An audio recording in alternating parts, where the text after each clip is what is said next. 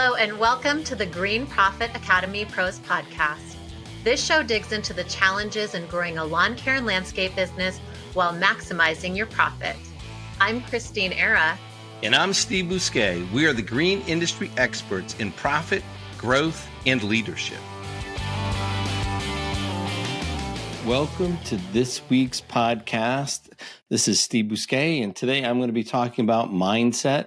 We're about halfway through the 100 days of hell in the green industry.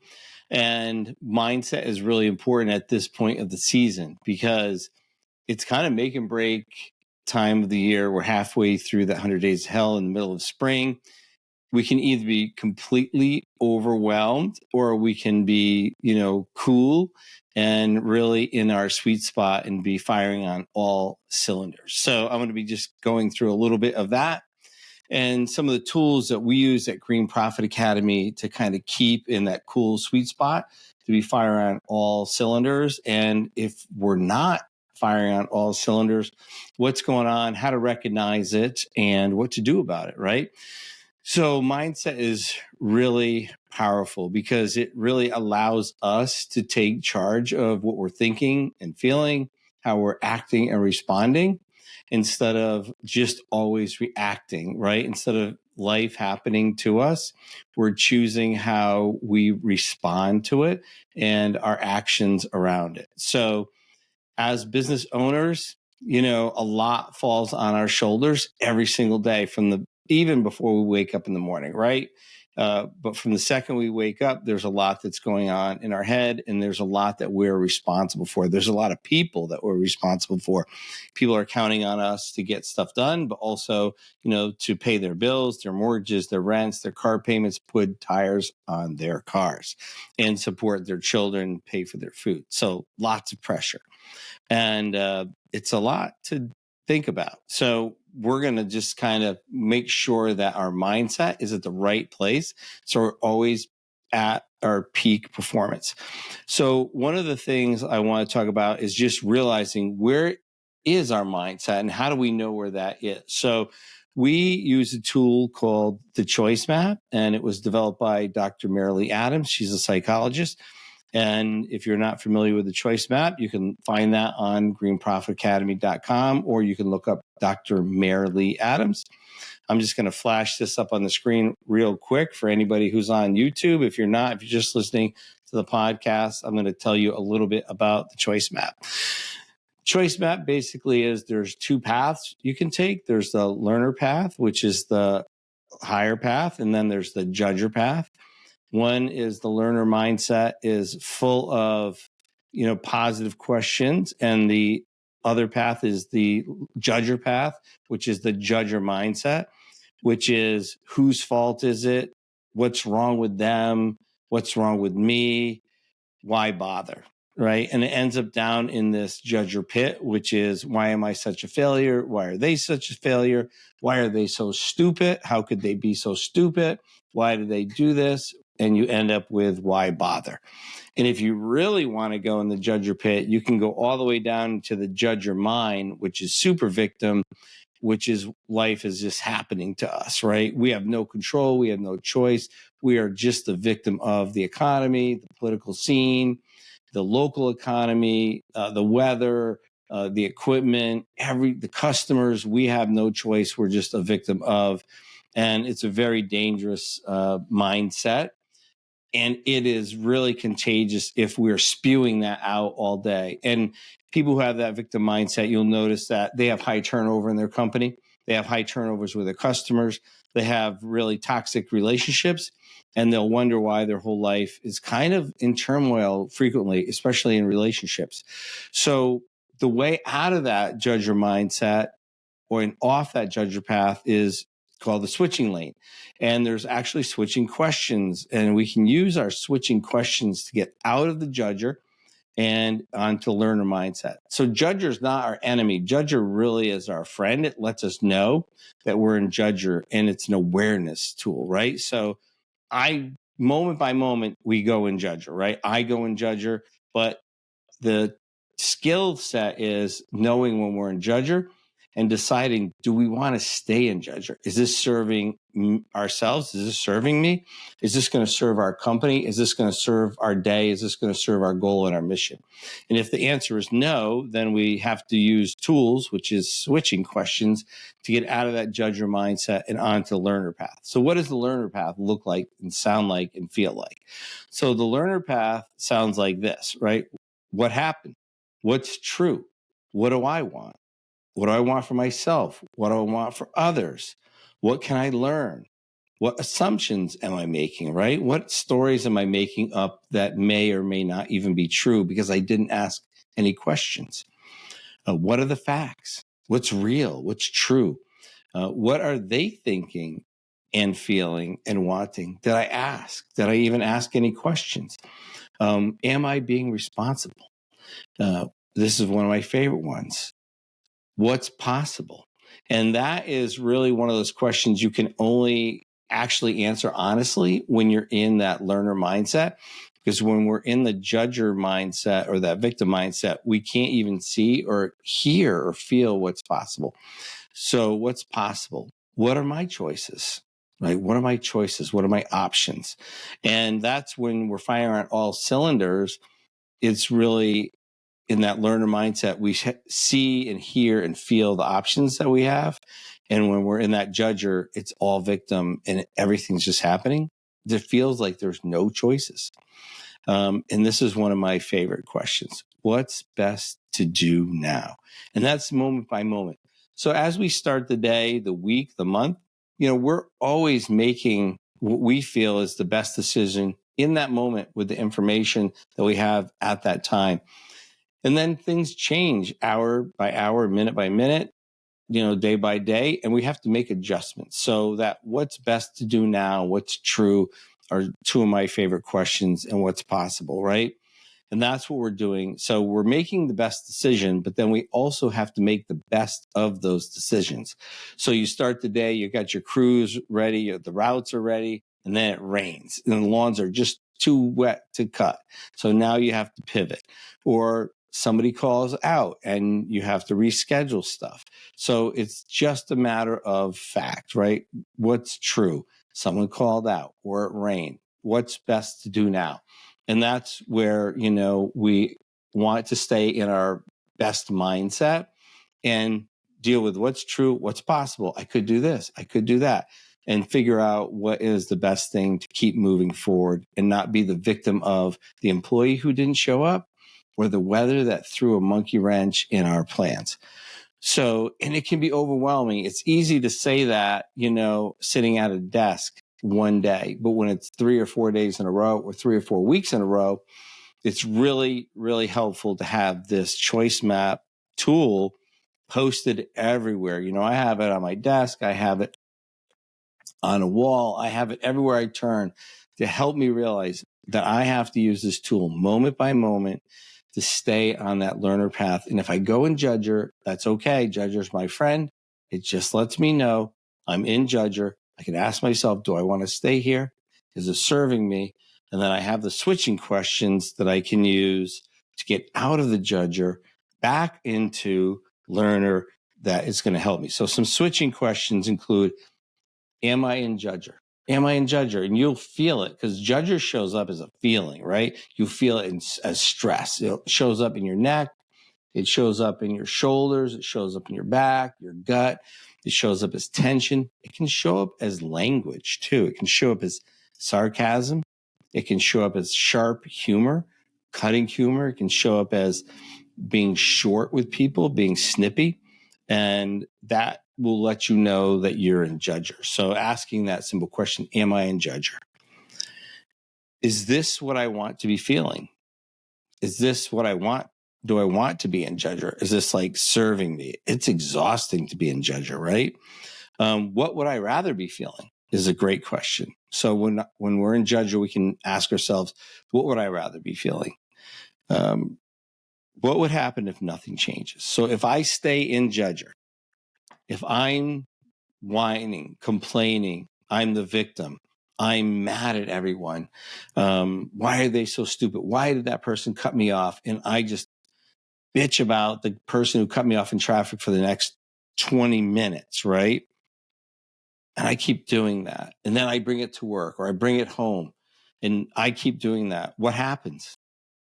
I'm just literally a toxic person in my own car by myself, or I bring it to the office. Now I'm toxic to everybody I touch, or I'm toxic to everybody at my household from a person I didn't even know that cut me off in traffic that will never see me again. Right. So what will happen if nothing changes? I just keep perpetuating this toxic behavior and language. So that's what will happen.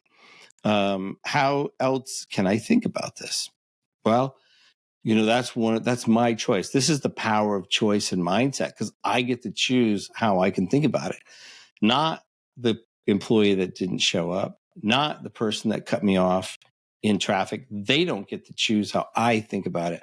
I get to choose because I'm not their victim, right? I'm my own person. So I can choose, will they cut me off? That sucks. Oh, I'm going to go on my day. I have stuff to do. Or the employee didn't show up. I still have to get work done. I still have my goals that I'm going to meet. So what's possible, I'm going to choose a learner path.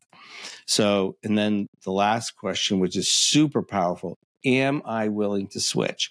And that is going from the judger path to the learner. Am I willing to switch? And sometimes that can be a difficult question because that's where it takes guts and courage. Because sometimes it's easier to be that victim. It's easier to say, no, I'm not willing to switch. I'm going to sit here.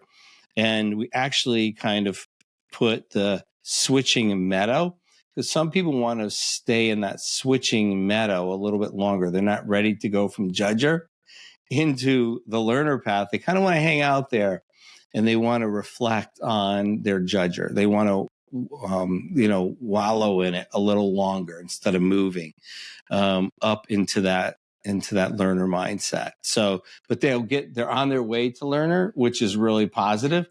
But they need a little more time in judger for whatever reason. So if you're in that judger, you can use your switching questions, which is going to be, am I in judger? That awareness. Is this where I want to be? Is this how I want to feel? Where would I rather be? What would I rather be feeling? What would happen if nothing changes? If I don't do anything, if I stay right here, what happens? Is that going to serve me? Is that going to get me where I want to go? How else can I think about this? What's another way I can think about this? And am I willing to switch? Am I willing to do the work to get out of judger to go in a learner path? So that switching question those are the switching questions you can use. This is a choice map tool. We use it in my landscape business every day. We have a course in it for Green Profit Academy. We use it at American Landscape and Lawn Science. We use it in our coaching programs. It is a super powerful tool. It gets people to think in a what's possible mode, and it gets action to happen really quickly out of that judger mindset.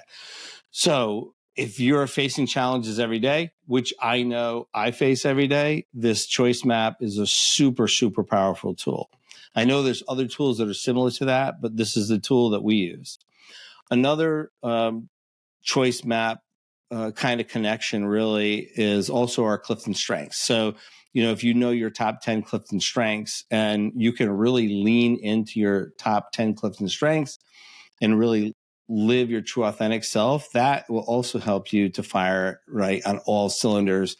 And when you're feeling that stress, when you're feeling like behind and overwhelmed, typically it's because we're not operating in our Clifton Strengths. We're doing things we shouldn't. So instead of focusing on very specific Clifton Strengths, I want, everyone to kind of focus on their top, like what is their domain? So there's 4 domains. There's executing. So that's people that get stuff done. Relationship building domain, which are people that, build relationships, strong relationships that keep teams together. They build teams and they help people get things done together and keep people together. Strategic thinking theme, it helps people absorb and analyze information that informs better decisions. So it looks at information, absorbs it, analyzes it, and helps to form better decisions. So that is the strategic thinking theme. And then influencing theme It helps take charge, speak up, but also helps others be heard. So the 4 themes, domains are executing, relationship, strategic thinking, and influencing. So know which theme you are. I happen to be influencing and relationship. And when I have too many things to do or executing, which is doing things, and I feel overwhelmed, that's when I know I'm out of my influencing and relationship. I'm out of my domains, right? So if you're feeling completely overwhelmed or you're just like not in your energy zone, you're being drained all the time, it's most likely because you're operating outside of your domains. So know what your domain is, your top domain. If it's executing and relationship, make sure that you're working mostly about 80% in that executing relationship. If it's strategic thinking and executing, make sure you're spending 80% of your time in strategic thinking, executing. So that gives us energy when we're working and living in our domains. And when we're outside of our domains, it drains energy. So that's when you'll know you're exhausted. Things are not making sense. Things seem to take forever. You'll clock watch. The day will go by slow. When we're working in our strengths, the day goes by fast. I mean, it's just like, you look up, it's noon. You look up, it's 4. You look up, it's time to go home. Core Growth Strategies provides business growth management solutions through cloud accounting, bookkeeping, and strategic business consulting programs. Our team works with small businesses in lawn care and landscape and trade industries throughout the U.S. We increase our clients' business acumen by creating business performance transparency through financials and strategic advisement based on industry best practices and benchmarks. Our experienced team provides support, guidance, and coaching, thereby allowing our clients to connect with viable data and discover their own solutions. Core Growth Strategies programs and services are designed to get your business from where it is now to where you have always dreamed it to be. Visit us today at coregrowthstrategies.com and follow us on Facebook, Instagram, or LinkedIn. Don't miss our exclusive limited time podcast special. Just mention promo code GPA Pro to any member of our team during your complimentary consultation, or enter the promo code on our site when you sign up for one of our online programs. That's promo code GPA Pro. So again, you'll feel when you're not working your domains, you're going to feel that stress in your neck, chest, shoulders, stomach. It will really, really show up in your body. A couple other things, and I've been working with this with some of my coaching clients, is like the stories we tell ourselves. And there's old stories that we have that might not serve us anymore. And sometimes we can replace those with new stories. So some people will have people in their lives that they're still trying to prove themselves to. It could be an old boss. It could be a coach. It could be a teacher. It could be a parent, right? We're still trying to prove something to somebody.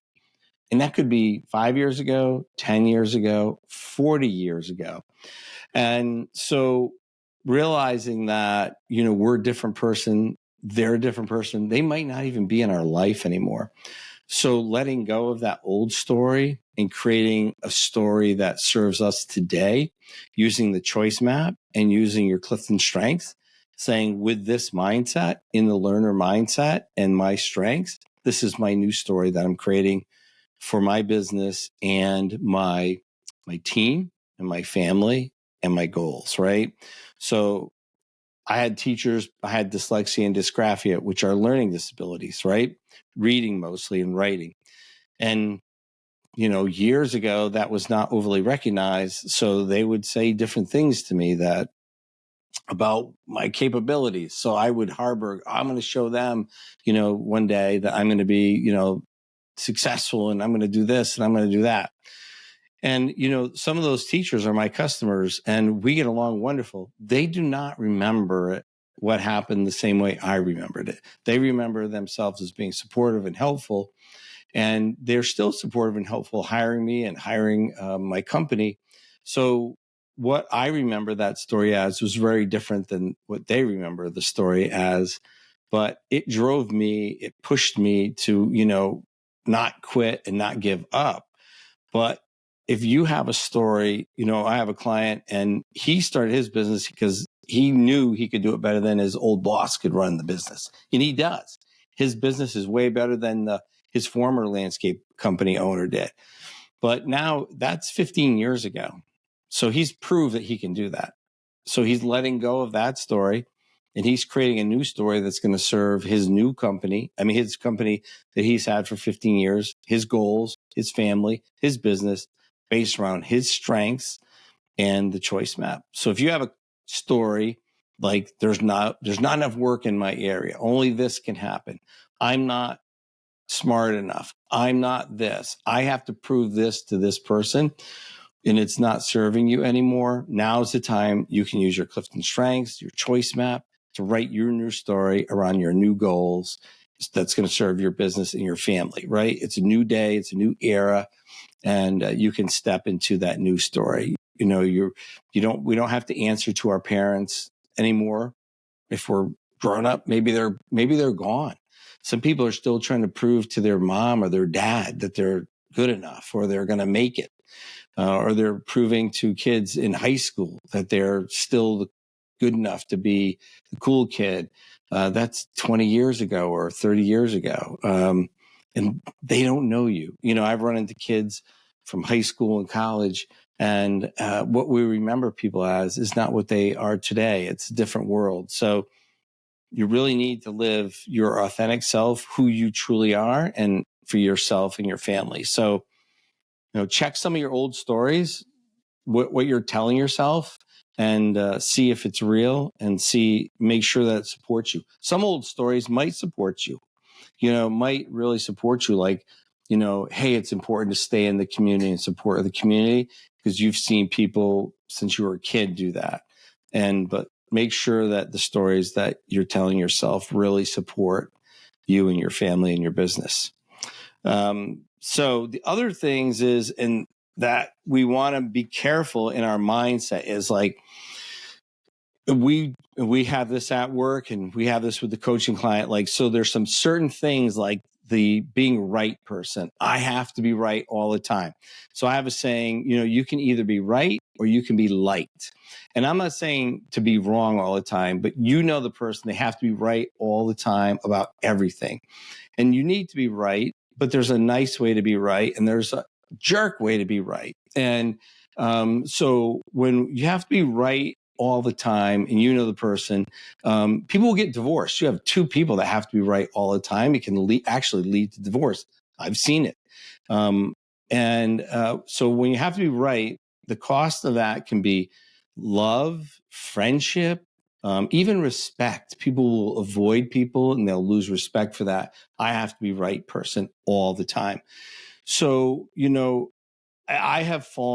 I've done it myself and I have had to check myself like, okay, I didn't need to be, I was right enough. I didn't need to be right and drive that home, or, maybe they were right and I didn't need to be more right or take a different angle.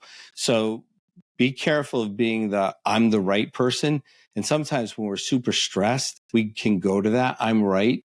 And we just keep hammering it.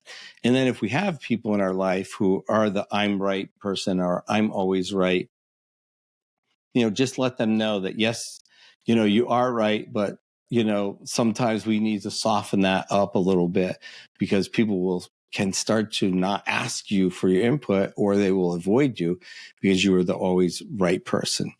The other person is the dominant person. Like, you always have to be, when you come in the room or when you enter the conversation, you have to dominate the conversation, right? You always have to be the big person in that conversation, the room.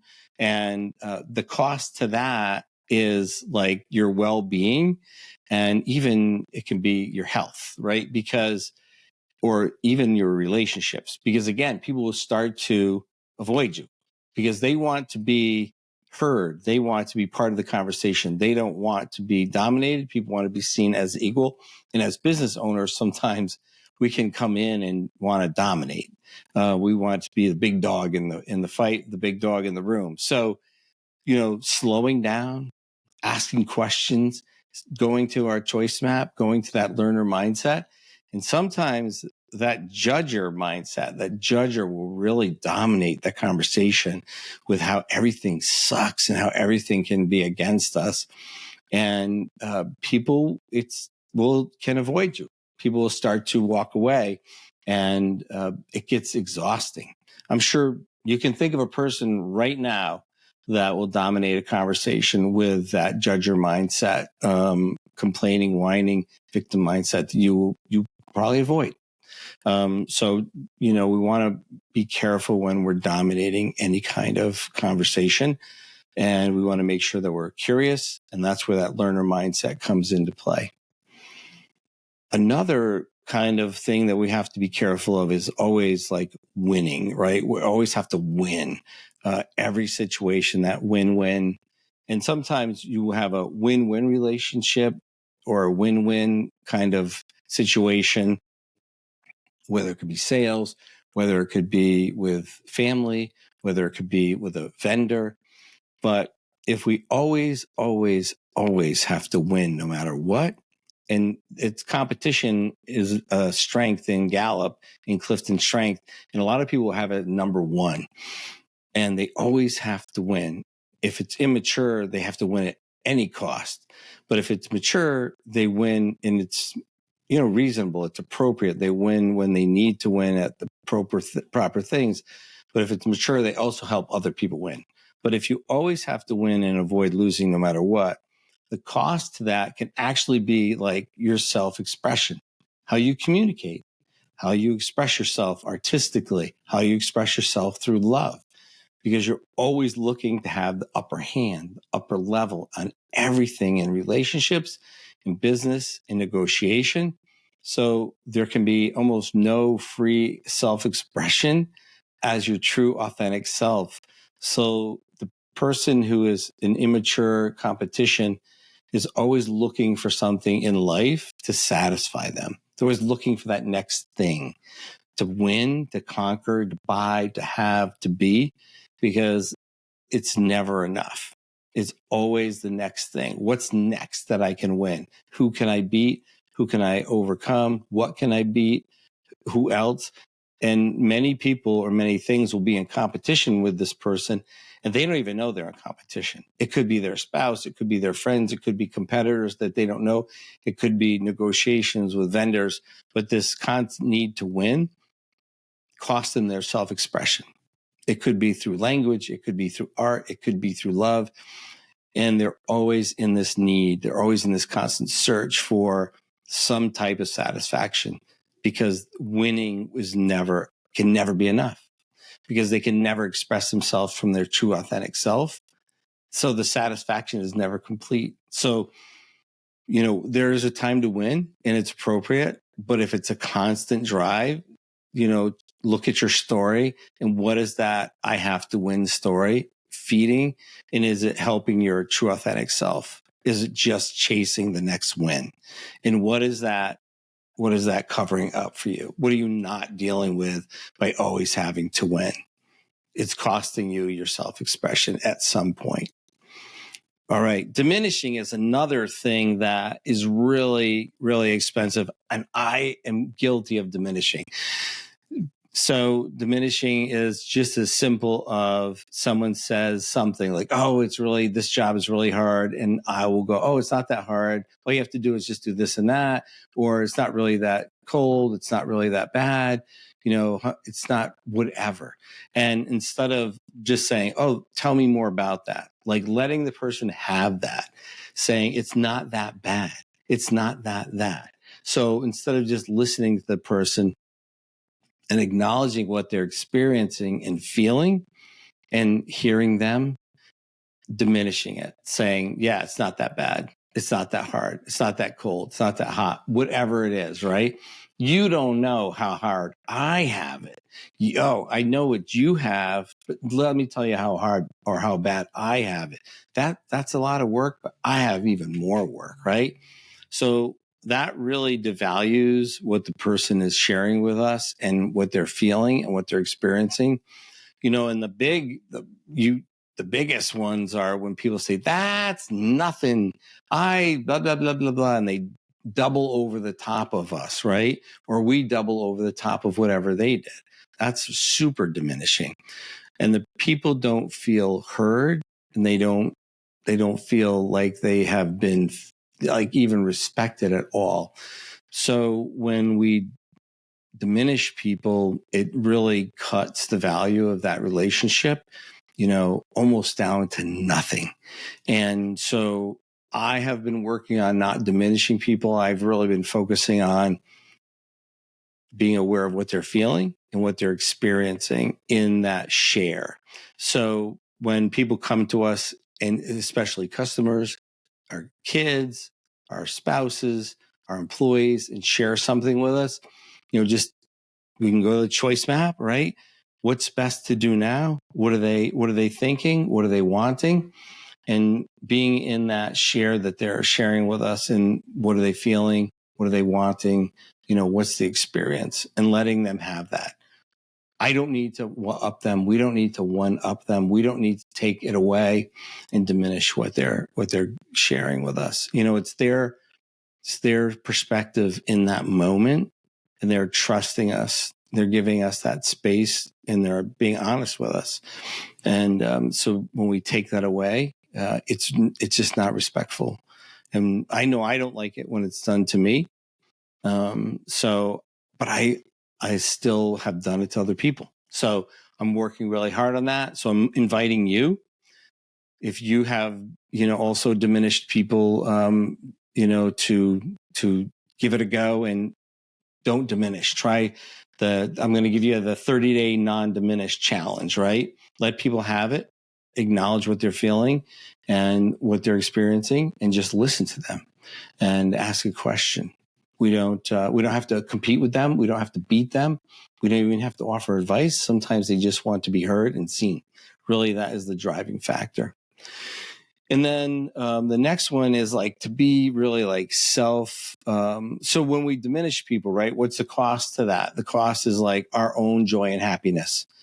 So in their joy and happiness. So we're giving up happiness because we can't be happy for them. Especially, people share, oh, I did this and that, right? I just got 5 new customers. Well, I got 10 new customers. Well, I sold a $20,000 job. I sold 2 $30,000 jobs. So we took away all their joy, all their happiness, and we took away our joy and happiness. We can't even be happy for them. So we take away their joy, and we took away our joy instead of being happy for them. So when we diminish people, we're giving up their joy and happiness and our joy and happiness. So that's the cost of diminishing joy and happiness. And the next time it happens to you, you'll feel it, and just be aware of that. The next one is self-justifying, right? So we want to feel that we are justified for what we do. Like for me, it comes across as I need to feel appreciated, right? So I did this, this, and this. So I should feel appreciated. I self-justified for my actions, my behavior, my words. And if I don't feel self-justified, if I don't feel appreciated, I self-justify, right? So I'm like, I was a good person for doing that, or I was smart for doing that, or I was a good community person, a good boss, a good husband, whatever. So I will self-justify instead of just doing things because it's the right thing to do. So back to that story that I was sharing. What stories are we telling ourselves, right? Good people do this. A good person does this thing. A good person donates this. A good person does that. A good husband does that, right? A good spouse does this. So there's these stories. A good boss does these things, right? Only a company with this type of culture does that, right? to have a good culture in a company, you have to have posters up and you have to have a barbecue on Friday. If you don't have a barbecue on Friday and you don't have posters up, then you can't have a good company culture, right? How could that be? So that, which is not true. We have a great company culture. We don't have it, barbecues on every Friday. We only, don't really do barbecues on Friday. So, but there's stories that we tell ourselves, but there's other people that believe that. And for them, it's true. If you believe things, most likely many times they can be true. So you're going to have stories that we tell ourselves, right? And we self-justify that. But if they're not true, we'll go back to the choice map, right? What's true, right? Am I being responsible with these stories? Are they true? What's true? And, what do I want? So do I need to self-justify myself for all that stuff? Or do I just do these things because it's the right thing to do? And maybe it serves the mission of the company, right? Maybe it serves the purpose of the company. Maybe I don't need to self-justify, right? Maybe that's what is the thing that role does. Maybe that's what the leader of the company does. Maybe that's what the owner of the company does. And not me personally. So I don't have to self-justify. Why am I making this so personal? That's what the role of that business owner does. That's what the role of that leader does, right? So it's not me personally. So I don't need to self-justify that. But when I do self-justify, if I'm giving up my own self-fulfillment, right? I'm giving up my own personal, because I'm like, oh, I need that to be justified. If I don't get it, it's unfulfilling. I need that to be self-justified. Oh, if I don't get appreciation for the things I do over there, they don't show enough appreciation, I'm not fulfilled. So I'm losing my self-fulfillment. If I don't get enough appreciation or thanks for this, it's not fulfilling. So if I don't get a thank you note quick enough, or I didn't get appreciated enough, or not enough accolades, then it's not fulfilling. Where if I wasn't recognized enough, it's not fulfilling. Where in reality, the truth is that's the responsibility of that role, or I should do it because it's the right thing. So looking for that self-justification reward, if we don't get that, the cost is that self-fulfillment, just constantly going around, like doing other things, looking for that, like approval for other people, that outside approval. And you'll never have that self-fulfillment. Like if you have kids, right? We do all kinds of things for kids and you're just never going to get the appreciation from them. You have to just do it because you're a parent and that's what parents do. We do things for employees that they never will be aware of. And if we are waiting for them to give us a, round of applause and a slap on the back for making payroll every week and paying half of their, their Social Security and their Medicare, forget it. They don't even know that we're doing that most of the time, right?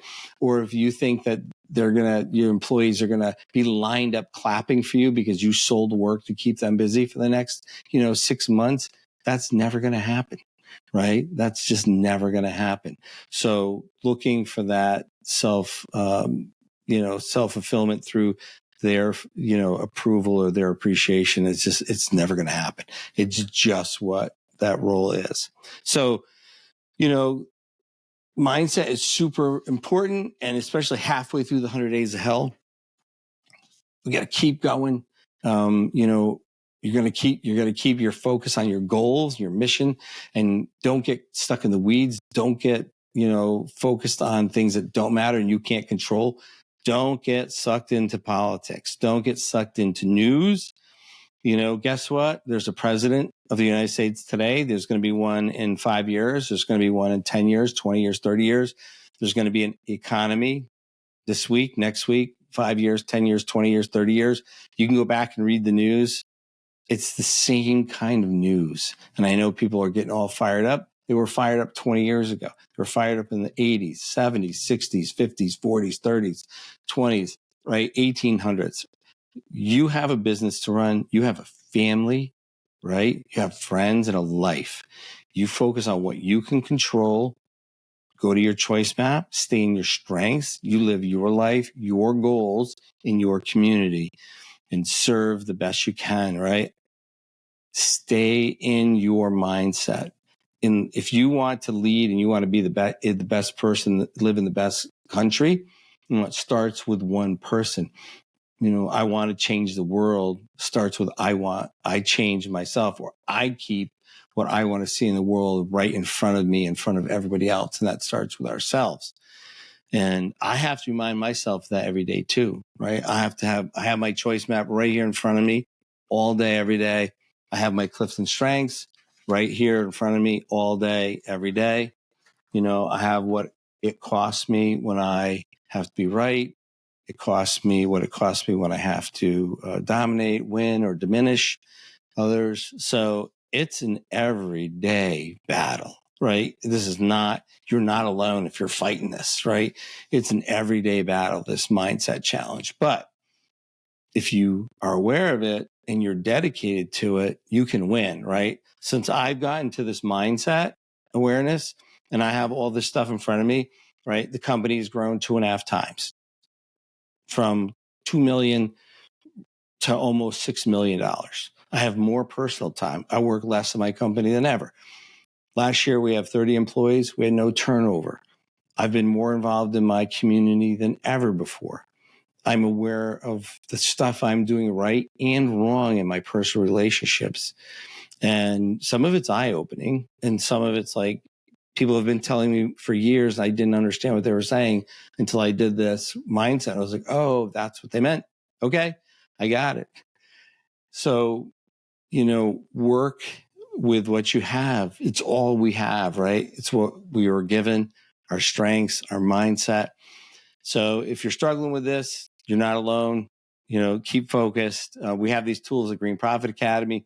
If you want help with this, you could reach out. If you have more questions, reach out to us.